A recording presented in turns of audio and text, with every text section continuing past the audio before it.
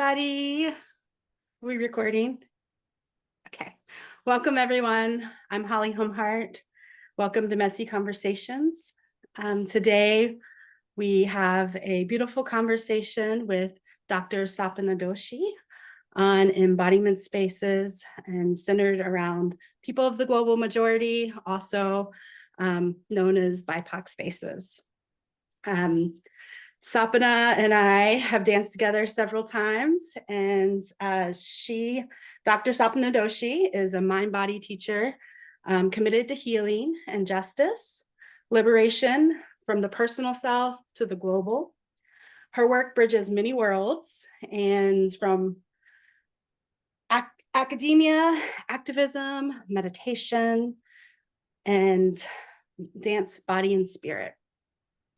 As a professor of critical race and ethnic studies at the University of California, Merced, she researches and teaches on global capitalism, body politics, and social mobilization. Her university teachings integrate social justice and analysis with embodied pedagogy as an alternative to alienating and oppressive paradigms in higher education. Sapana is also a trained facilitator in 2 different embodiment practices of conscious dance, of the 360 emergence and open floor. And in 2024, she founded Freedom Dance Collective, which it offers movement meditation for people of the global majority. It's a dance collective in Oakland, California. And with that, I would like to give the floor to her and ask her, tell us a little bit about Freedom Dance, embodiment, and why it's so important for us to utilize embodiment through our healing and our liberation. Thank you so much, Holly, and all of you for this invitation. I just want to start by saying this is exactly the kind of academic space that I've always kind of dreamed about, so thank you for putting this messy conversation together, to be able to, be in an academic space where we could talk about embodiment and about liberation. And they're not these separate silos, which is what I've found myself struggling with my whole life. So I appreciate you inviting me to this fantastic space. So where to begin? You'd like me to talk a little bit about Freedom Dance Collective? So I guess I'll just start with my own story. So like many of us, I've, experienced challenges and suffering in life. And I see a connection between the things that we experience in our inner world and in our bodies and the kinds of systems that we are, facing in the world, systems of injustice and oppression and all of these things, right? And so for me, I've studied, for a long time. I, walk through the world and want to make a difference and want to make change. And so I worked in international organizations doing, kind of social justice oriented work. I did my PhD and, studied questions of social mobilization against displacement and dispossession in formerly, colonized and continually colonized places. And what I found is that the world of social justice and of activism and of intellectual thought is so often separated from our embodied experiences. And in fact, sometimes when I went into rooms, whether it's an organizational space or an academic classroom, I found that the things that I was studying, right, that we talk about at the intellectual level get reproduced in our social spaces and through our bodies in very violent and alienating ways. And so, for example, while I was doing the PhD, I found myself under a lot of stress because of all of the unstated ways in which race, gender, capitalism plays out in the classroom. And so I really turned to embodiment practices, meditation, and then later conscious dance. Both practices have really saved my life. And one of the things that I found, though, and this is something that is, I think, is now a movement in a lot of these kinds of embodiment, healing, somatic kinds of spaces, which is that we can't just operate at the individual level, right? We're all seeking healing from suffering. We're all seeking personal growth. We're all seeking liberation. And yet a lot of times these spaces are cut off from, an analysis of these broader structures of domination that they also then reproduce.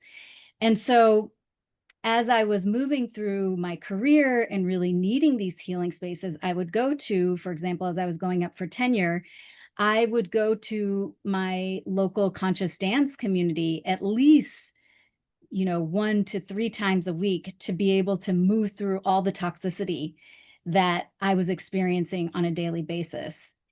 And at the same time, every time I would walk into these spaces that were about healing, there were beautiful, lovely, lovely people there, but not many folks who looked like me or who looked like my partner, who is a black woman.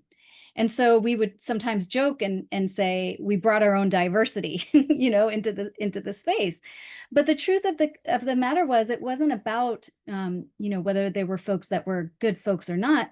It was not a place where we fully felt like we could be ourselves, where we could really unpack all of the different ways in which our bodies were experiencing daily life and aggression and microaggression and all of the things, right, in those spaces.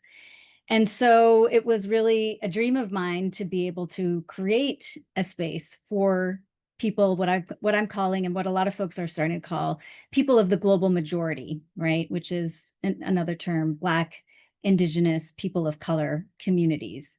And yeah, so that there is a safe space where all of the unstated ways in which certain spaces become coded through dominance, right? Through the norm, white culture and white bodies, as Resmaa Menakem has talked about, has become the norm through processes of colonization, right? And so, I really wanted to create a space where we can undo some of that, and for people of the global majority. And I use the term global majority because there's a way in which the discourse of diversity really makes it about, oh, what we need is a couple of people of this color, a couple of people of that color. And we find ourselves as folks of color being minorities, right?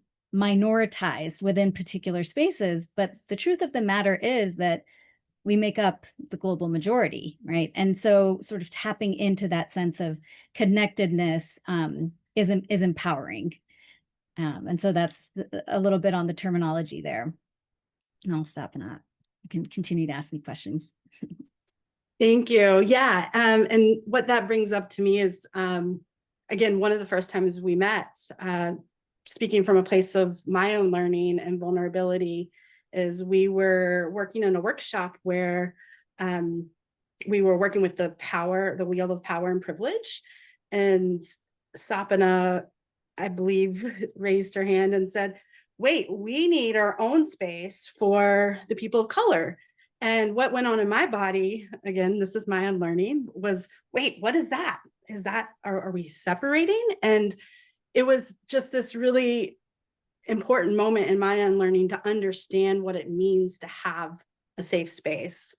And can we talk a little bit about like why it's so important for us to have these separate affinity spaces, and how that really helps the collective liberation?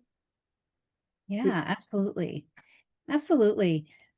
So these spaces of conscious dance or any kind of spiritual embodiment practice space, is about, I think at its core, one of the things that it's about at its core is getting us out of the myth of separation, right? We suffer so much. This is kind of one of the truths of within Buddhism, one of the fundamental truths, noble truths, right?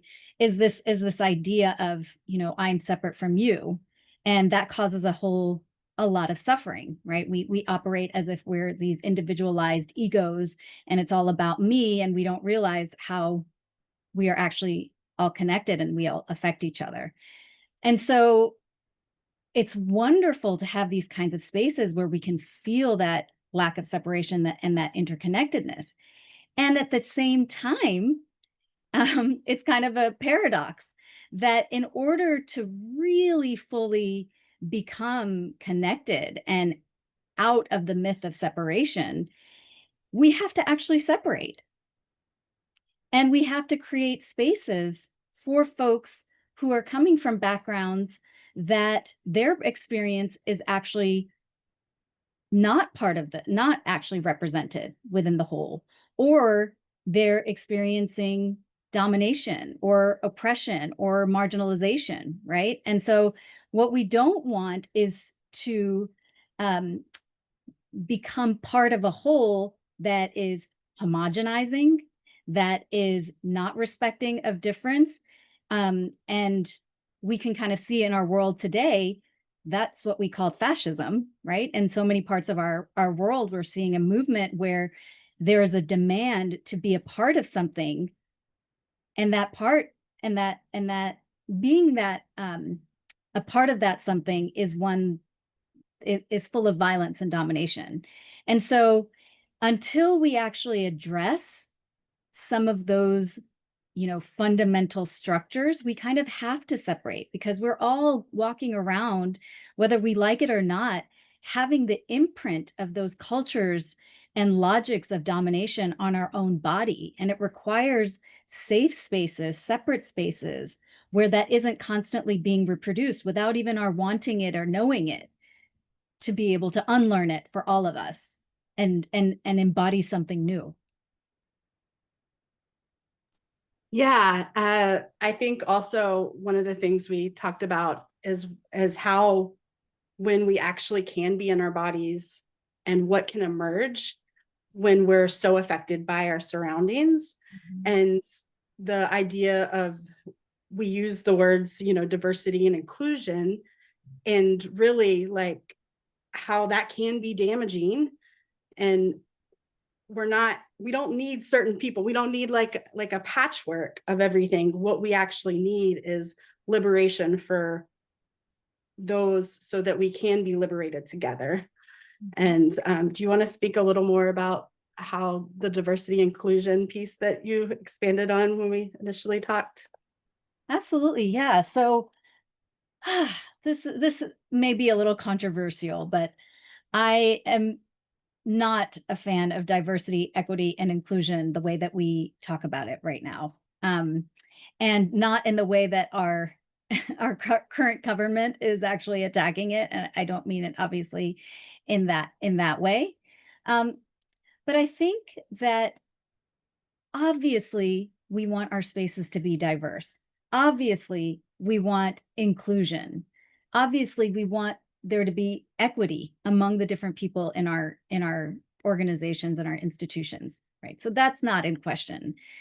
But I think that there's something that is that goes without real careful consideration in that language of diversity, equity, and inclusion, and also in the way that it gets operationalized in a lot of our institutions, which is the question of, why don't we have diversity in the first place? Why are our spaces not diverse?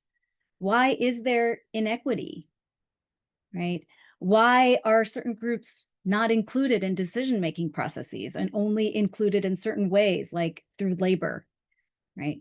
And so I think that languaging doesn't really question the why. And to me, what it really comes down to is we live in a system of domination, of exclusion, of histories of colonization, of patriarchy, of exploitation through capitalist political economies, all of these things, right? And so what we're really seeking, whether it's at the spiritual level, at the embodiment level, or at the social global level, is liberation. And I think that rather than diversity, equity, and inclusion, which is, I tend to, whether it's in the university or in my conscious dance, institutional organizations, I tend to be invited into these spaces to talk about or to help to promote diversity, equity, and inclusion. And the first thing I say is that I kind of want to get rid of this languaging in the first place and really start talking about how we need to be in solidarity.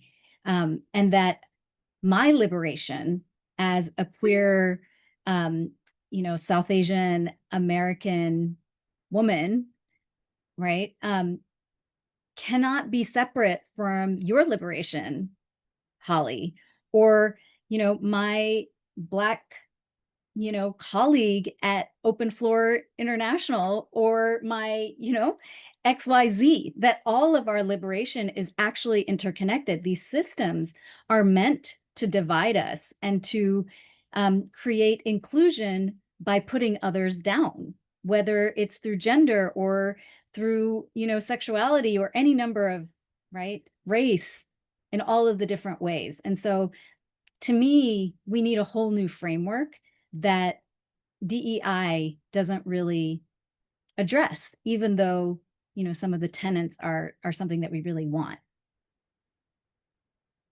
Yes, I so appreciate that. And my liberation is your liberation, and that's how we go into solidarity. And to bring that more back to like the somatic and the healing work that goes into a body, we often have innate knowledge within our body, and how that can come through depends on our environment and how we're held. And can you tell us a little bit more how embodiment shows up differently in a held space for BIPOC populations than it does in a more open white-bodied space? Mhm. Yeah, I mean, to be honest, it's a ongoing process of learning for us all in our collective, right? When we go into this healing space together, it's not like we figured everything out and now we are, dancing together and practicing. It's through the practice that we begin to discover, oh, this is what's actually happening. And so I have folks in my dance community um, actually come up and say, I didn't even realize, if they've been used to going to dance spaces in the past, and maybe they would have wished for more diversity, when they come into a space that is global majority, they start to feel something different. They realize they're not holding themselves in a particular way. I've had folks, an African American woman, tell me that she would sometimes go into these spaces and she would all of a sudden feel a certain kind of gaze, right? That there was she was being looked at in a particular way, even if it's by someone who's well-meaning and like wanting to include her, right? Sometimes even the well-meaning sort of, oh, I want to be included, can make you feel like you're an object, right? To be viewed in a particular kind of way. And so I've had folks tell me that they feel like they can really relax into the dance, into the space, be fully themselves, not have to be on guard. And there are also kind of certain cultural values, right, that we don't even realize are a part of white dominant culture that affect folks of color for sure. And I would say probably affect white folks in ways that they don't even realize, right? So for example, certain kinds of certain ways in which small-bodied people are valued, especially for women, are valued over fuller-bodied people, right? And there is a professor Strings, I'm totally blanking on her name, her first name, has written this book that talks about that fat phobia and the relationship between anti-blackness and fat phobia, right? And so these things that we think of as maybe we think of that as some kind of dominant or patriarchal culture are also very much related to race. And so we start to discover that as we move, right? Or sometimes people have talked about how, they make them quite literally make themselves smaller in spaces so they don't take up too much room. And they find that they can move throughout the space, taking up space. And that's something that they need to bring into their lives. They want to bring into their lives because they're not, being their full selves. So those are some examples that we've started to discover along the way. And that other folks, whether they're intellectuals, scholars, embodiment practitioners have also been affirming. Thank you. And I believe Asa put some resources. Sabrina Strings, does that sound? Yes, thank you. Thank you. Into the chat for us as well. I want to invite Rosa in. Did you have a comment on the notion of the global majority, Rosa, you wanted to expand on? Thank you, Holly. First of all, I want to apologize. I have to be off screen if my internet is going to be reliable.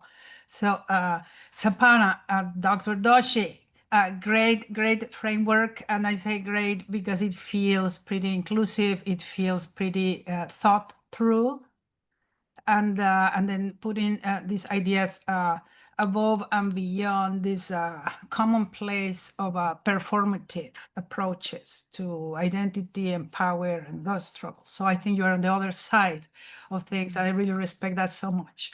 And precisely because of that, I was very curious to know what do you find in the concept of global majority enough to really be able to, because I feel it falls short to really embrace what you're talking about. And I've been back and forth with that concept for a while. My background is cultural studies. So I've been there back and forth, and I don't think there's a solution to it, right? But I just wanted to know to what extent is it possible to really acknowledge that is, even though that's contributes to empowering and reframing the idea of marginal or non-marginal, reframe global solidarity, all these things. At the same time, it can flatten the diversity of identities that are compressed in this alleged majority, because I see this majority more as a plural majority, like majorities. To use like a majorities helps me more, makes more sense, because then I can think about all the different types of identities that can be embedded. So the flattening is the part that I feel, so I don't know if you have struggled with that idea too. I suspect you do, but I don't want to assume anything. Let's see what you think. Absolutely. I struggle with every single terminology. I struggle with language. That's why I'm an embodiment person. Language itself is already a problem. And we find that the language of the body gives us even more opening to understand what's really going on. So absolutely, I hear you. And I would say that we use different language for different purpose, So BIPOC is used in the United States to really foreground Black folks, Indigenous folks whose, the history of oppression there has been pretty severe, and then to look at at people of color, right, as an umbrella term. Resma Menaken uses the terminology people of culture as opposed to people of color to really highlight the humanity of people, right? To not just reduce them to their color. I actually think that race itself is a fiction. it is a fiction that is made true through social process and through domination, through colonization, through histories, right? And so all of those terms fall short. So I completely agree. I think I used global majority. I ended up, in conversations with my collaborators at Freedom Dance Collective, we really struggled with this. We wanted to make sure people understood what kind of dance space it was. So for a while, we were calling it BIPOC freedom dance. And then I was like, there's something around the fact that so many of us in our bodies feel like we are minorities, and we want to undo that. We want to undo that feeling. And so, yeah, we ended up deciding to use global majority because of that experience of being minoritized in these particular spaces, right? And to unlearn that discourse embodied experience of minoritization, and to feel like we can take up space and that we can have a different kind of embodied experience. So I'll have to think about global majorities, and absolutely, there is the gender question, there is the sexuality question, and all of these are not separate identities. They're all relationally constituted, as we know in a lot of our studies. We see that. So I agree with you, and language itself is challenging. Thank you so Be much. strategic. I appreciated taking Yeah. the time to humor me a little bit with this. Yeah, Thank you. Thank you. I really like what you said about the relational piece, right? I'm MFT. It's collective liberation is through relationship, right? And so I loved when you said, I'm an embodiment person because language has just got all its things. And so to the piece that dancing, embodiment, and being in the body is a pathway for us to communicate, not only with ourselves, with each other, but also we talked about a pathway to belonging. And can you talk a little bit about how movement can help us facilitate belonging, healing, and in these spaces? Absolutely. Yeah. So it's interesting. So my first major kind of healing embodiment practice that I still practice 25 years later is Vipassana meditation. I don't know if there are people who have done a 10-day silent Vipassana retreat. It really was the first time in my life that I experienced what it's like to really inhabit my body, to understand that relationship between the mind and the body, and how so many of my complexes are rooted in that unhealthy relationship and disconnection with the body. And I found, and I still think it's a very powerful practice. I felt like it was something that, it was a practice that's so individual, right? And there's nothing wrong with doing our individual work. But when I came into a dance space, I realized I was not only healing my own individual traumas, the ways that I hold my body, all of those things, that I was in a collective field. And that when we're dancing, we're attending to ourselves and our experience while also being aware of and connected to others in a field, in a physical, a material field. And so for me, it was a very powerful practice to be like, oh, here's this embodiment practice that is with others. You can dance with others, you can dance by yourself, you can witness somebody else and see the relationship between what's going on for them and what's going on for you, right? And it's a space where something can move within yourself. You're literally in movement with others. That's the other part that's really powerful about dance practice. You're not just sitting and observing, you are in movement. And so something else can emerge in that practice, right? Of movement in relationship with other beings in that space. And so a lot of times those that engage in conscious dance practice will find that you can't predict what you're going to go through or what's going to emerge on the dance floor, right? It just unfolds and it's powerful, and you feel a level of connectedness, and you're able to move through things. I will walk into a dance space and be totally grumpy, and the next thing I know, at the end, I've just got a big smile on my face, and I feel connected to all of the beautiful other humans that are with me. And that's part of the magic of this kind of embodiment practice that's done not just for the self and by oneself, but in community and in relationship and in movement. Thank you so much. Yes, I think when I think of like how liberation happens with the self within the body, and then when we can be in a relationship with others, we can really unfold things. And I believe the term you use in your embodiment collective is merge and emerge. Is that correct? Yeah, so merge and emerge. So the Freedom Dance Collective is right now we have 3 core teachers, and we also invite others who are teachers of color who are interested in serving our community. And so those teachers are Sylvie Minot, who is a 5 rhythms teacher, and Kamla Sufi, who is an open floor teacher. And so we each have our offering, and my offering I call Merge and Emerge.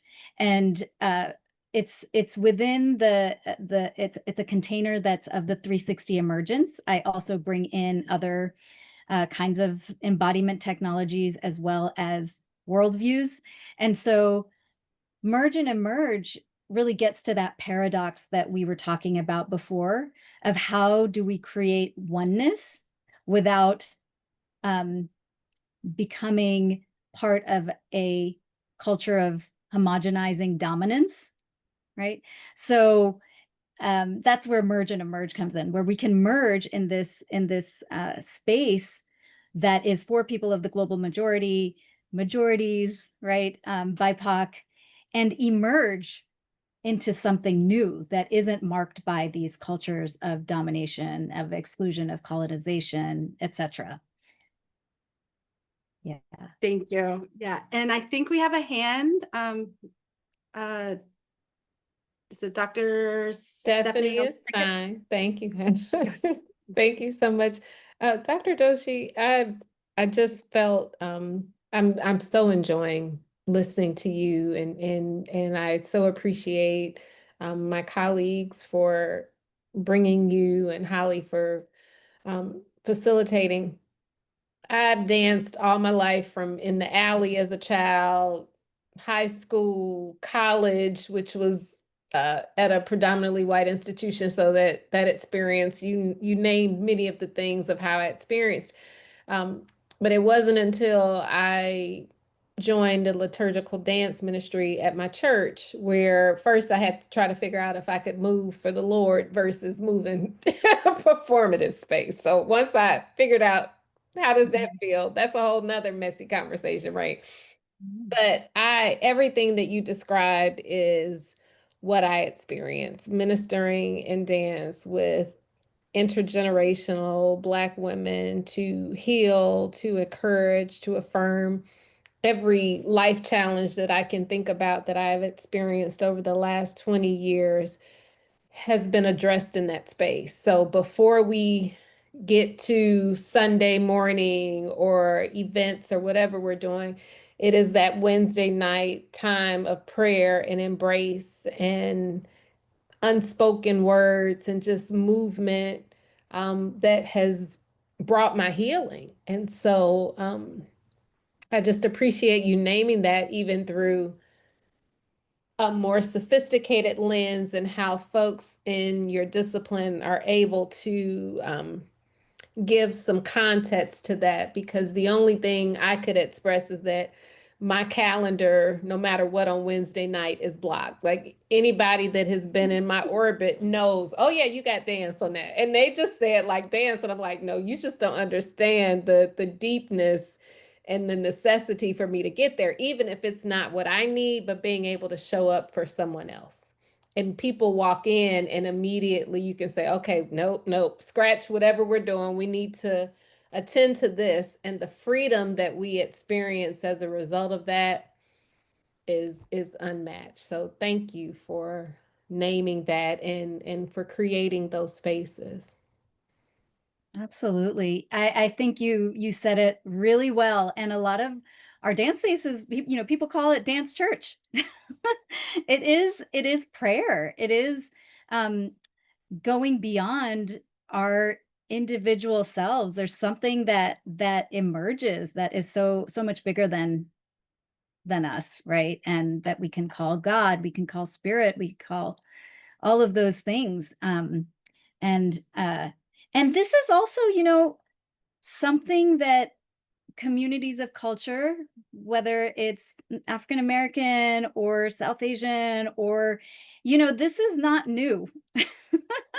This is ancient knowledge, That ancient part. technology, Yep. right? And ancient ways, tribal ways of being. And it's really important to name that.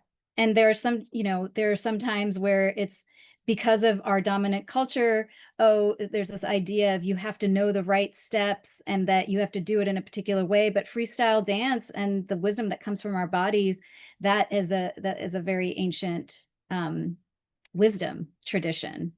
And in some ways, our culture of, you have to do it right, really inhibits our free expression and our liberation in a particular way. And that affects all of us. I had in one of my classes, I had an African American man who I was encouraging to come to our dance because he loves movement, but he often feels shy. And he was tending to our space. He was the manager of the first space that I was offering. And I was like, you should come, Andre, you should come. And he was like, no, I'm a Black man and they're going to expect that I have all these, moves because of this body that I occupy, right? And so it affects folks of color too, right? And this whole idea of like, oh, you're of this particular background, and so you've got the right moves. And I was like, no, it's not about that. It's freestyle movement. If you can breathe, you can dance, right? And I was like, and plus it's a people of color space. And he was like, actually, sometimes it's even worse with people from my own communities.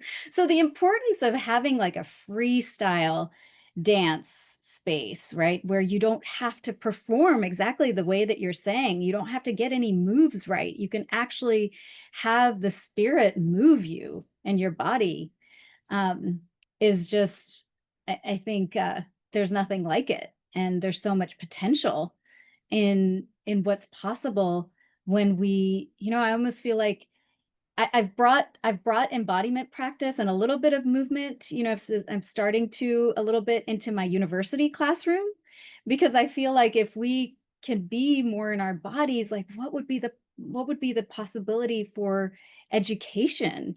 I know if I had embodiment practice in my classroom when I was going through college, I would have been a completely different person. I would have been able to express and learn in such a different way, and so in all of the different contexts, I think that it's so powerful and important.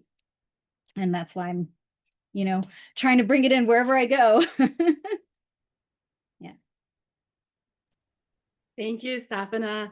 Asa, do you want to say your question, or would you like for me to read it? Yeah, I can offer it. The timing was impeccable. I don't know if you saw it before that last statement, but I was asking exactly about that of the contrast between teaching in the academic settings versus with Freedom Dance Collective, and how one has informed the other, and if you used somatic approaches and teaching on global capitalism. I could see dance being a part of anti-capitalist thinking and action. So you kind of answered it a little, but I wonder if you could expand on that a bit. Yeah, absolutely. I think that the fact that we are so disconnected from our bodies is a result, at least in part, of colonization, right? Of capitalism, where bodies are rendered valuable through their productivity, right? Of patriarchy, where there is the male gaze, of, white supremacy, where Indigenous, Black, folks of color are, subject to, enslavement or labor or dispossession from their ancestral lands, right? So all of these ways in which the body is, dominated, right? It has an impact on the body, on all of our bodies. And so you can't really distinguish between the practice of social and political liberation from the practice of embodied liberation, right? Those two things go hand in hand because of the ways that bodies have been subject to cultures of domination and structures of domination. And so I have developed a course. I'm a professor of critical race and ethnic studies, and I have a course called Power, Liberation, and the Body. And what we do in that course is, it's a seminar length course. We meet for 3 hours, 1 day a week, and I think of it as a mind-body lab. And I bring in embodiment practice, not limited to dance, because maybe one day I will clear all the floor and we'll just get up and dance. But I'm slowly working myself up to that. We start every class with a mind-body meditation, where we actually ground ourselves in our body. We are attending to what's actually going on in our body. We're, attending to our breath. We're becoming present through our 5 senses, all of those things. And I start the class in that way, and I've found that students tell me that they can concentrate much better, that they feel calmer. I mean, we're all so affected by everything that's going on, especially now. And so I've been finding that the students really, really need that moment to be able to be in their bodies. And then what we do is we unpack all of the ways in which ideas get separated out from embodied experience. And the Enlightenment project itself, right? It's kind of cliche to talk about, Rene Descartes talks about, I think, therefore I am, the first, kind of Enlightenment theory to separate the mind from the body. And the ways in which people, non-white peoples were considered too close to nature, not civilized enough, too free in their bodies, right? All of this was the stuff of domination, right? It was a domination of the body as well as of the spirit and the mind and of entire cultures and populations, right? And so we unpack all of the different ways in which, ideas and knowledge itself is considered something that happens only in the mind, and that people who know things through their body, whether it's, your mom making tortillas or rotis, right? That's an embodied knowledge. Or, laboring in the fields. A lot of I teach in the Central Valley at UC Merced, and I have students who are children of farm workers who are undocumented. I mean, they are living all of these realities, and they walk into the classroom and they feel like they have to be something other than themselves, that they cannot bring their full embodied experience from their own history, their own community into the classroom. And we unpack how actually the idea of education and of knowledge that we gain in the university is so limited and so exclusionary because it is disconnected from all, our full embodied experience. And it is part of a racial, colonial, patriarchal, capitalist project. And so we will read Frantz Fanon, for example, who was from Martinique and talked about French colonialism, a Black man, and, writing in the middle of the 20th century and creating theory, Marxist theory, psychoanalytic theory, from the experience of his own body walking through the space of Paris the colonial metropole, right? The place where, that was the seat of power, that controlled, being from a French colony of Martinique, right? He experienced this kind of racism, colonial anti-Black racism, and he created theory and knowledge from his own experience, his own embodied experience as a colonized Black man walking through Paris. And so then we start to unpack, for example, what is it like for you to walk through space? How do you hold yourself in different spaces when you're around certain bodies over other bodies, or certain spaces over, maybe in the classroom space versus at home or in your dorm room, right? How do you hold your body? How do you hold yourself in? Do you, are you more relaxed? And realizing that we can also create theory from our embodied experiences.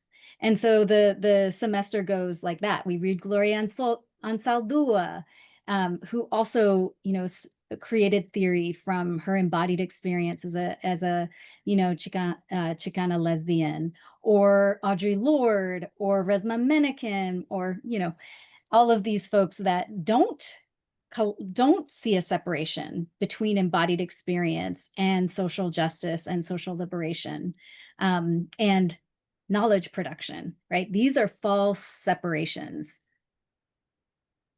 Yeah. Beautifully said, Sapana. Thank you. I also want to highlight Dr. Helms Pickett said, and the fact that people of culture, I like that, are expected to be performative and conform so much to societal expectation. It's rare to be in a space to freestyle. And I think that's exactly what you're talking about here. And also, Zoe, did you have a question? Hi, I just want to thank Dr. Doshi so much for this talk, and what a fantastic topic, because we've shared. I've only been around like for the last year or so, but so many intellectual and verbose topics, and when I heard the topic was dance, it's like, oh well, but actually there's so much depth to it. And just very briefly, in my personal experience, in the early 90s, I started taking classes in Portland, Oregon, in tribal fusion belly dance, which is an invented thing. And it's something that I didn't end up pursuing, even though I really enjoyed the focus on dancing together with other women, which was very much, it was meant to be in contrast to what they called cabaret style, which is just sort of a performing for an audience kind of thing. And so I really appreciated that a lot, but something didn't quite feel right about it. And over the subsequent decades, I realized like the degree of cultural appropriation was just very cringe. And so I kind of set my interest in belly dance to the side. And then in a couple of years ago, I encountered my current teacher on Instagram, and she's actually her traditional cultural practices from the Baloch community via Tanzania. So she's sharing she's Muslim, and she's sharing a tradition that is where women, every single weekend get together with friends and family and dance in a separate space, behind closed doors.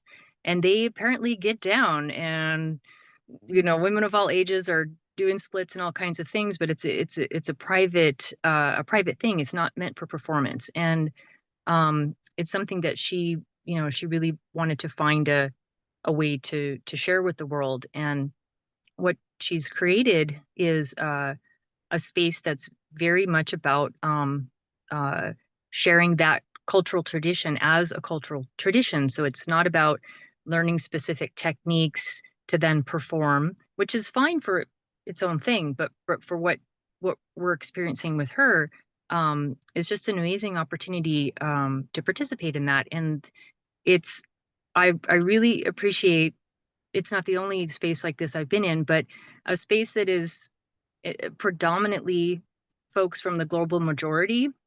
People, relax more and are more open and share their analysis much more freely compared to a space where they are tokenized and minoritized, which I love that phrase, minoritized, because clearly saying minority is not accurate in any way. So it's just been a real honor to participate in her community, which is like online. And then it turned out she's actually local to me, so I've been able to go in person somewhat and participate. And it's just been a lot of fun to be able to enjoy belly dance, but in a setting where I feel like the money I'm spending for my instructor and the, you know, what I'm putting into it, that I'm not supporting cultural appropriation. I just feel a lot better about that. So I just wanted to share that those kind of spaces are out there for if anybody's been listening, thinking like, gosh, the Freedom Dance Collective sounds so fun, but I'm not of the demographic to participate. There are spaces that are welcoming, and I just encourage everybody. It's just so wonderful to be in your body with other people, and it's something. It's like why people go to church. It's like something you can't experience by yourself. So thank you so much. This has been wonderful. Thank you. Absolutely. It's such a fine line between, you know, sharing these cultural wisdom traditions that I think are meant to be shared, and you know, spaces of cultural appropriation where there isn't diversity, where the money that is being, you know, used is not going to the, you know, wisdom keepers from that particular cultural tradition.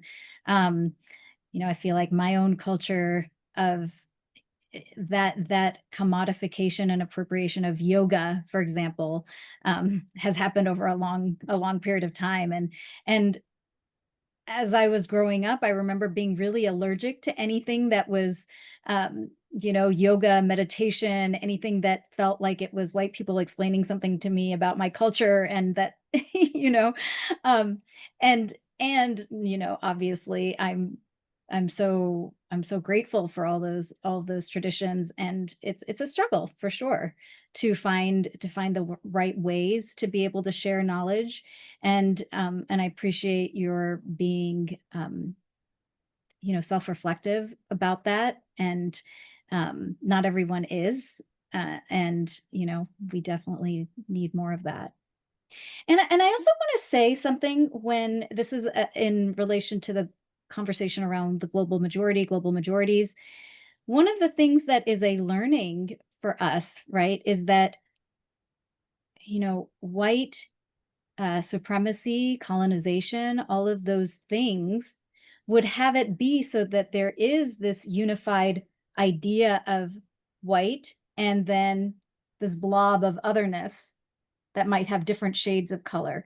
And that in fact, you know, there may be nothing in common, or nothing in common, right? There is a relationship to to white supremacy that is shared among folks of color, but there's a whole host of diversity, you know, among folks of color as well. And I think that part of what we are learning in this space is, again, not only, you know, it is to be in solidarity with each other, that certain times certain groups become privileged over other groups, right? And how do we, you know, as Asian Americans, for example, in my community, right, or South Asian Americans, how can we be in solidarity while also expressing our own individual, you know, specific experiences of colonization, of exclusion, of exotification, of all of these things, right?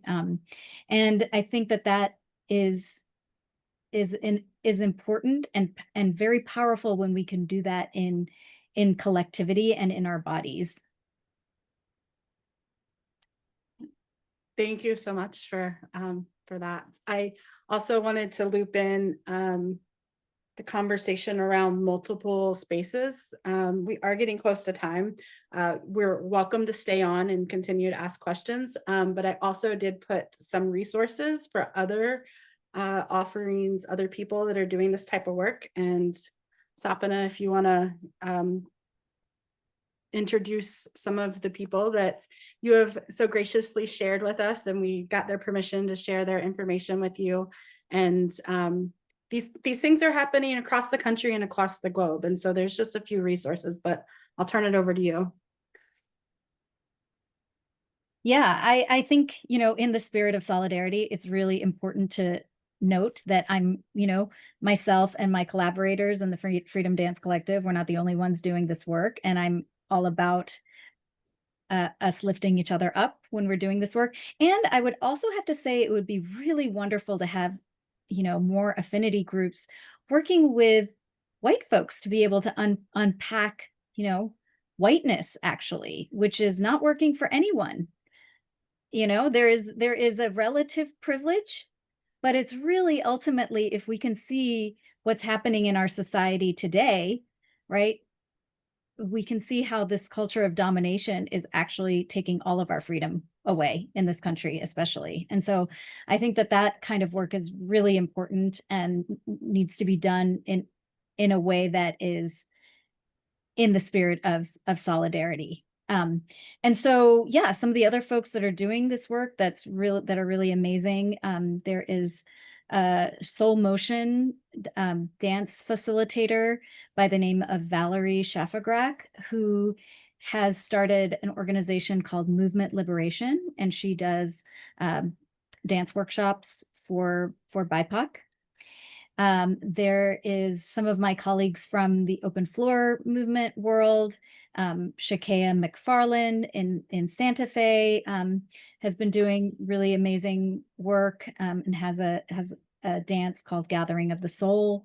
There is Marisa Duarte in Tucson, Arizona, who works with Latinx communities. And am I forgetting anybody, Holly, that I had mentioned before? My own collaborator, Sylvie Minot, has done racial justice work and then continues to do some of this within our collective. Did I get everyone? I think that's everyone. And again, there's did you mention Kamala? Kamala Sufi, yeah. So she's Yes, okay. she's one of our teachers in our Oh, collective. Kaya. Did we talk about Kaya? Kaya Hawkins, thank you. Yes. Yes, Kaya was in that Hawkins. workshop with us. Yes, Yeah. Kaya Hawkins, also from my open floor community. Kaya is in New Zealand and has Maori ancestry, and actually integrates Maori traditional knowledge into the dance practice, and then also holds spaces for folks of color and for Maori folks specifically as well in New Zealand. Thank you. Very important one. And has been working on decolonization of dance in all kinds of ways. And it is 5 o'clock, so if anybody needs to go, they're welcome. And I just want to formally thank you, but also open up the floor for anyone else who might have questions or want to join. This has just been the highlight of my week, and I've been so excited to, you know, connect with you and talk and really dive in. And thank you. I really appreciate the work and supporting us all in our own unlearning, you know. But yeah, if anybody has any further, I see Rosa has her Holly, hand. I just want to acknowledge how grateful I am, and I get everybody else because this presentation was this session was your initiative. You created it from scratch. You thought how to bring something magnificent, and you made it. So for all of us, so thank you, Holly. And of course, thank you, Dr. Doshi, for playing along with Holly. Thank you so much. And thank you for all the questions and everyone who also contributed. And I see Dr. Sarah Beth. Yeah, thank you so much, Dr. Doshi. I loved when you were talking about bringing the somatic practices to your class, and it is something that I've been doing for a while. And I encourage you to keep on and make it even more expressive of what you're doing in the world, because at least anecdotally, I can report some changes that I can see in my class engagement, which, you know, I try to start most of my classes with music.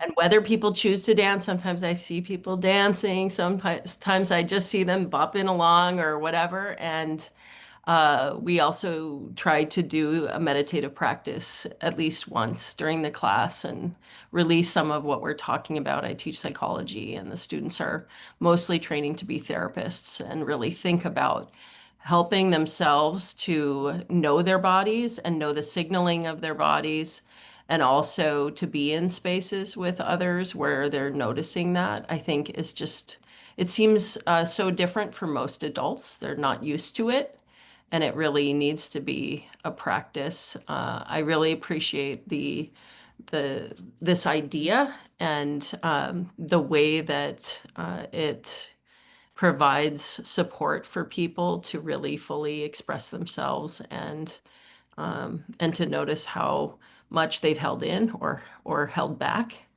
And I just want to give you a whole lot of appreciation for bringing this today.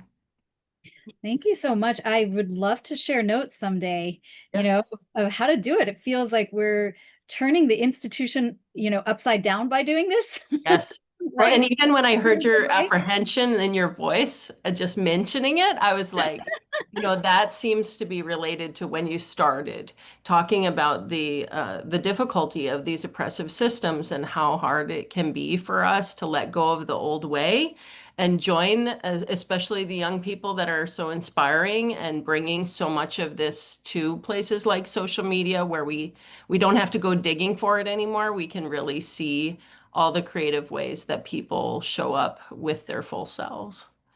Yeah. Yeah.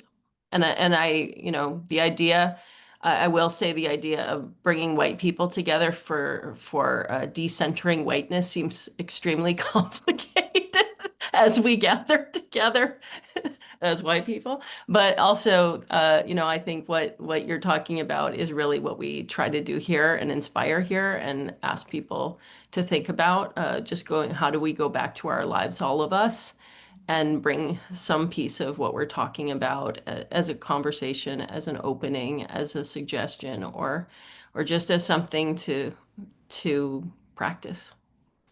Yeah.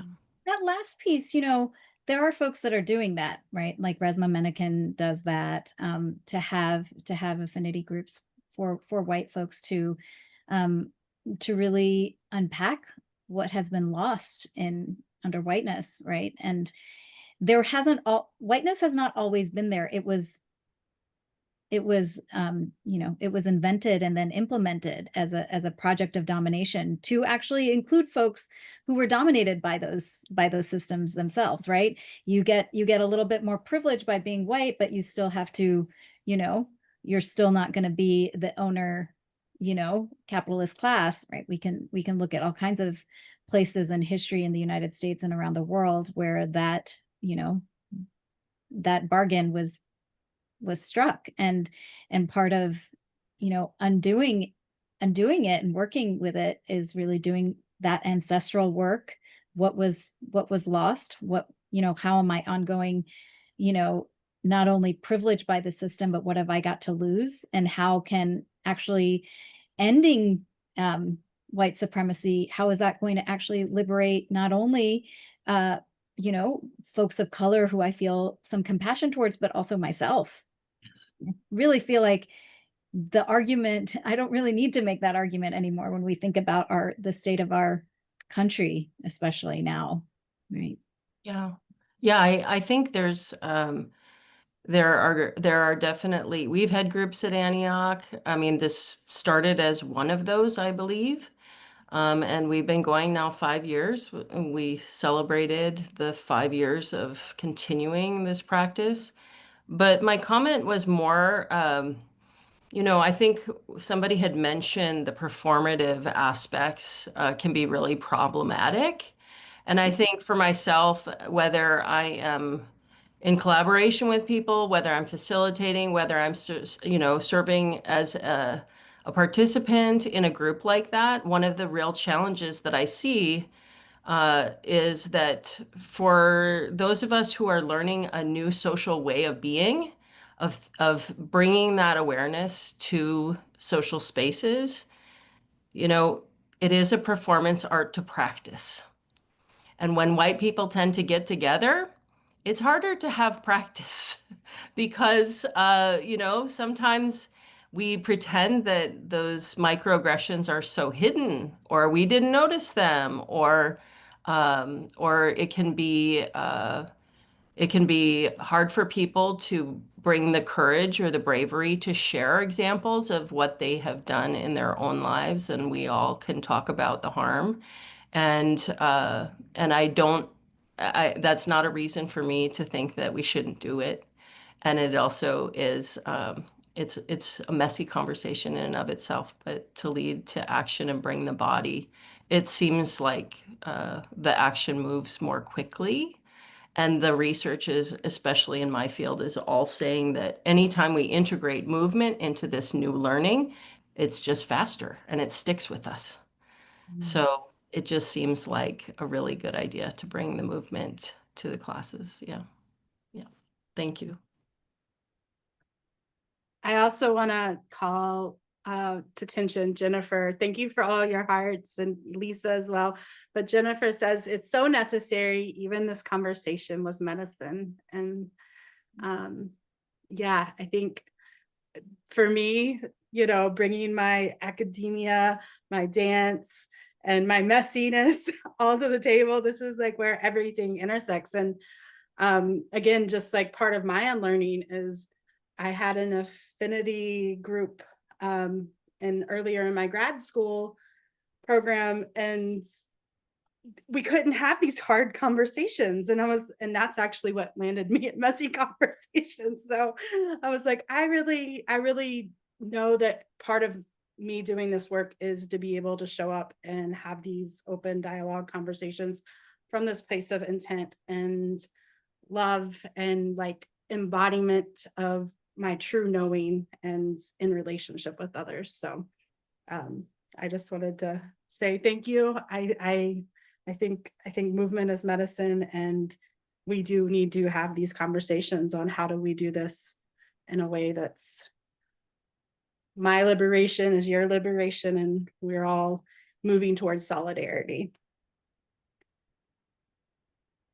Thank you so much, Ollie, for inviting me. And this is an amazing group. And yeah, I feel like there's so many of you that I would love to continue having conversations with. So I appreciate you putting this together. And I just want to commend you for calling it a messy conversation, just the title of it, right? We try to, in this world, we try to make everything, oh yeah, I'm gonna give a talk in the academic world, and I'm going to have all my points, and it's going to be all put together. And it's just so much braver to just name that we're messy. And this is messy. Doing this work is messy, and you should be suspicious if it's too polished, So I appreciate that. Thank you. Yeah. And for me, that's embodiment, right? Like that's that moment where I get to like check in and see what's coming up for me and what feels potent to offer and to listen and hear. So yeah, it's a practice. Well, with that, I think I just want to say one more final thank you. I really appreciate you. I look forward to dancing with you sometime. I hope to make it down to the Bay Area sometime soon. And thank you for sharing all your wisdom, your knowledge, and all your resources. And yeah, thank you all. Thank you, everyone. Thank you so much. Have a good evening.